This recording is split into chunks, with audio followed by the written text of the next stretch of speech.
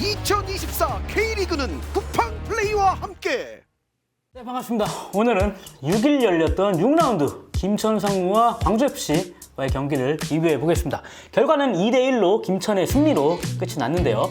김천은 직전 라운드 대패를 당했지만 분위기 반전에 성공을 했고, 광주는 4연패 수렁에 빠지고 말았습니다. 이번 경기는 김천이 광주가 잘하는 것을 매우 잘 제어한 경기라고도 볼 수 있겠는데요. 어떤 경기가 펼쳐졌는지 같이 한번 확인해 보시겠습니다. 네, 광주가 잘하는 것은 수비진에 이어서 3선에서 빌드업으로 상대 수비를 잘라 들어가고 썰어 들어가는 그런 면인데요. 김천이 이 부분을 굉장히 효율적으로 공략을 했습니다. 광주는 전반에 4백으로 나왔지만 공격 시에는 왼쪽 풀백이었던 이민기 선수가 안으로 들어가서 미드필더 이강현과 같은 라인에서 중원 싸움에 가담하는 형태를 띄었습니다. 그러면서 최경록은 한 단계 위로 이동을 해서 플레이를 했고요. 하지만 김천 3톱, 유강현, 김대원, 정치인 이 세 선수, 그리고 때에 따라서 미드필더 강현무까지 이강현과 이민기가 볼을 잡았을 때 매우 적극적으로 압박을 가했습니다. 이 선수들의 왕성한 활동력을 바탕으로 압박을 가하면서 인터셉트를 하는 장면이 이날 경기에 굉장히 많이 나왔죠. 안영기 선수가 3선이 묶이자 줄 곳을 찾지 못하고 오른쪽에 김진호 선수한테 패스를 했고 결국 볼을 측면으로 돌리는 장면이 나왔죠. 그러면서 또 인터셉트를 당할 뻔한 그런 장면까지 연결이 됐습니다. 네, 이 장면도 보시면은 3선이 막히자 줄 곳을 찾지 못하는 광주의 센터백 라인이라고 볼 수 있고요. 결국 3선을 거치지 않고 바로 2선으로 가려다가 또 커트를 당한 후에 역습까지 허용하고 말았습니다. 네, 이 장면 또한 3선이 막히자 골키퍼한테 백패스를 할 수밖에 없는 그런 상황이고요. 계속해서 3선이 막히자 광주의 중원에 있던 이민기 선수가 내려와서 볼을 잡고 개인 능력으로 돌파를 시도하려고 했지만 김천의 한 두어 명의 선수들이 강하게 에어싸면서 압박 끝에 볼을 빼앗았고, 이게 또 바로 김천의 역습까지 이어지면서 정신 선수의 유도 슈팅까지 연결되는 광주로서는 위기의 장면으로까지 연출이 됐습니다. 이런 장면 보시면 확실히 김천은 광주의 플레이를 알고 대처하는 것으로 보이죠. 네, 그렇다고 김천이 아예 전방에서 압박을 하지 않고 3선에서 광주 3선만 막은 것은 아닙니다. 확실한 상황에서는 효율적으로 노렸다고 보는 게 맞겠는데요. 일단 광주의 후방 빌드업 시 김천 공격수나 미드필더진은 절대 앞으로 끌려 나가지는 않았습니다. 그러면서 앞서 말씀드린 것처럼 광주의 섬선이 무력화되었는데, 다만 확실한 상황에선 김천 앞선에 있는 선수들이 아주 강하게 빠르게 압박을 하는 모습을 볼 수 있습니다. 이 장면 보시면은 골키퍼 이준 선수가 빌드업이 약한 걸로 알고 유강윤 선수가 순간적으로 압박을 가하면서 또 인터셉트에 성공을 했고요. 또한 중원에서도 압박이 적절한 타이밍에 들어갔습니다. 볼 소유권을 내줬죠. 그렇지만 바로 재차 압박을 강하게 들어가면서 또다시 볼을 탈취해서 나오는 경우도 많이 보였습니다. 네, 이러한 김천의 플레이에 광주는 선제골 득점 이후에는 거의 중앙선을 넘어오는 것조차 좀 힘들 정도로 그런 경기 장면을 보여줬었는데요. 가끔씩 이제 2선에 있던 이근우 선수까지 볼이 연결되면은 김천 수비진이 한 두세 명이 강하게 에워싸면서 다시 볼을 탈취를 했고, 결국 광주는 볼을 공격진에서 연계하는 데 굉장한 어려움을 겪었습니다.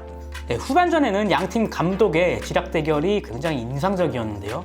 광주는 경기가 풀리지 않자 후반 8분경 3백으로 전환을 했는데요. 포포비치, 안영규, 김진호 이렇게 3백을 가동을 했습니다. 그리고 조금 뒤에 주현석 선수를 투입을 준비를 시키면서 김진호와 교체가 예상이 되었었는데요. 그런데 곧바로 코너킥 상황에서 포포비치 선수가 핸드볼 파울을 저지르면서 페널티킥 실점을 하고 말았죠.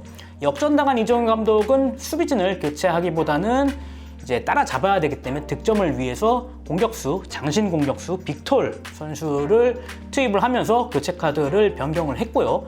이를 통해 조금은 단순한 패턴으로 득점을 노리고자 하였습니다. 그러자 김천의 정정용 감독은 미드필더 김동현 선수를 빼고 수비수 김민덕을 투입을 시키면서 장신 공격수 빅톨에 대한 대응책을 마련을 했고요. 김동현 선수 빈 자리는 제주에서 수비형 미드필더로 많이 뛰어봤던 김봉순 선수를 올리면서 그 자리를 또 잘 메꾸는 것으로 경기를 계속 진행을 시켰죠. 광주는 후반 33분 주연석과 아사니로 마지막 교체 카드 2장을 준비했는데요. 이때 또 변수가 발생을 합니다. 안영기 선수가 다이렉트 퇴장을 당한 건데요. 사실상 이때 이날 게임이 끝났다고도 볼 수 있었습니다.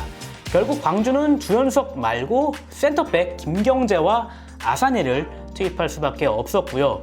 남은 시간 김천 수비를 공략하지 못한 채 광주는 패배를 당하고 말았습니다. 그리고 이건 또 다른 포인트인데 이날도 광주가 정치인 선수에게 헤더로 실점을 하고 말았는데요. 광주가 헤더로 실점을 한 게 이번 실점이 세 번째 실점이고 지난 3라운드였죠. 포항전 때는 정재희 선수에게 결승골을 내줄 때 높이를 내주면서 헤더 패스, 결정적인 헤더 패스로 결승골 내주는 거에 이제 빌미를 제공을 했습니다. 그것까지 포함을 하면 네 번째 이런 공중볼 정확하게 실패하면서 내준 실점이라고 볼 수 있는데요. 올 시즌 광주가 실점한 게 총 10골을 실점했는데 그중에 이제 40%나 된다고 하니 이게 굉장히 좀 높은 제공권 장악에 좀 실패한 그런 비율이라고도 볼 수 있고요. 포항 대 광주전 때 리뷰할 때 또 말씀드렸지만 광주가 올 시즌 이렇게 제공권이 약한 것은 상대팀 그 감독들이나 공격진들에게 좀 더 이제 공략당할 수 있는 포인트라고 볼 수가 있겠습니다. 정정용 감독은 직전 라운드 서울 원정에서 대패했지만 이때 아마 광주전 해답을 좀 얻은 것으로 보이고요. 당시 이제 김동현, 김진규 미드필더 조합이 나왔지만 일류첸코와 팔로스베치의 강한 압박에 매우 고전을 하면서 경기를 내주고 말았는데 이를 광주전에 잘 응용한 것으로 보였습니다. 김천의 초반 상승세가 어디까지 이어질지 굉장히 궁금하고요. 한편 광주는 4연패 수렁에 빠졌습니다. 그렇지만 이정효 감독은 여전히 뚝심 있는 모습은 보여줬죠. 경기 끝나고 공식 기자회견을 통해서 이정효 감독은 자신감 있게 해야 된다. 도전자의 입장으로 돌아가야 되고 얼마나 실점하든 골을 넣을 수 있는 방법을 총동원해서 자신감 있게끔 하겠다. 그리고 구단이 언제까지 발릴지 모르겠지만 5연패, 6연패, 7연패, 10연패를 하더라도 끝까지 광주의 색깔을 밀고 나가겠다라는 뚝심 있는 모습을 보여주었습니다. 이상으로 김천과 광주의 리뷰를 마치겠고요. 저희는 다음 경기를 통해서 찾아뵙겠습니다. 감사합니다.